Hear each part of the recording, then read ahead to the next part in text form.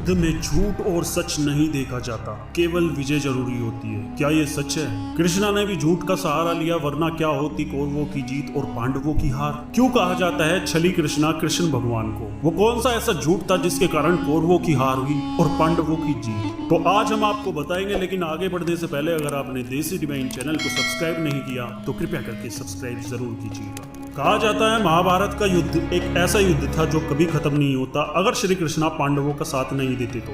क्योंकि महाभारत के युद्ध के दौरान कुछ ऐसे योद्धा थे जिन्हें पराजित करना संभव ही नहीं असंभव था। श्री कृष्णा ने युद्ध के दौरान कोई भी शस्त्र नहीं उठाया, मगर फिर भी पांडवों के प्राणों की रक्षा की और उनको सही मार्ग दिखाया, जिसके कारण पांडवों की जीत हुई। क्योंकि ये युद्ध कभी खत्म नहीं होने वाला था, क्योंकि महाभारत के युद्ध में कुछ ऐसे योद्धा थे जिन्हें हराना नामुमकिन था। उन्हीं में से एक आते हैं गुरु द्रोणाचार्य। गुरु द्रोणाचार्य पांडवों की विजय में सबसे बड़ी बाधा के रूप में उपस्थित थे।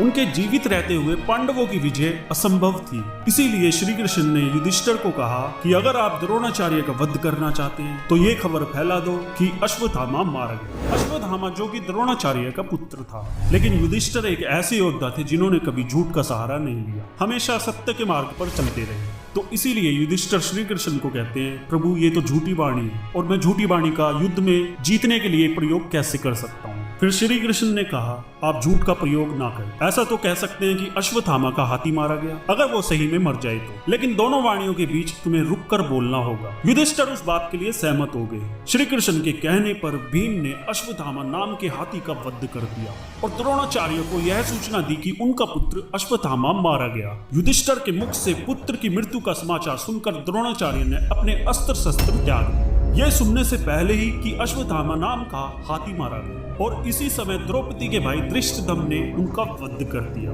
तो पांडवों की जीत का सबसे बड़ा कारण ये झूठ बना। तो आप लोगों को बता दें कि श्री कृष्ण एक भगवान थे जिनको ये पता था कि युद्ध में सभी को कैसे न कैसे पराजित किया जा सकता है। मृत्यु कैसे होगी उनके कर्मों के अनुसार कहा जाता है धृष्टद्युम्न पिछले जन्म में एकलव्य थे, जिसने गुरु द्रोणाचार्य के लिए अपना अंगूठा तक कटवा दिया था। लेकिन गुरु द्रोणाचार्य ने एकलव्य के साथ धोखा किया था, इसीलिए कहा जाता है एकलव्य ने धृष्टद्युम्न के रूप में जन्म लिया। और धृष्टद्युम्न का जन्म केवल द्रोणाचार्य से छल कपट करके बदला लेने के लिए हुआ था, जो केवल श्री कृष्ण जानते थे। और उन्हें पता था कि धृष्टद्युम्न के हाथों ही गुरु द्रोणाचार्य का वध होगा। तो दोस्तों, इस वीडियो के बारे में आपका क्या कहना है हमें कमेंट करके अपनी राय जरूर दें। और वीडियो अच्छी लगी हो तो लाइक कीजिएगा, चैनल को सब्सक्राइब करना ना भूलिएगा।